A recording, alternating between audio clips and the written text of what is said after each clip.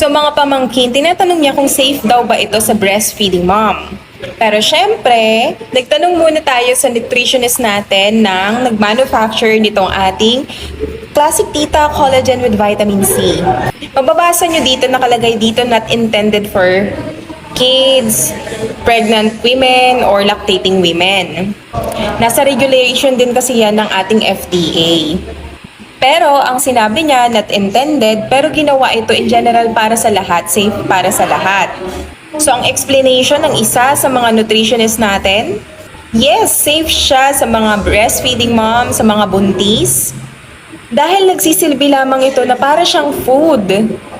Mga natural fruits ang mga ginamit natin dito. Kung mababasa nyo yung mga ingredients natin, very soon, i-discuss din natin yan isa-isa.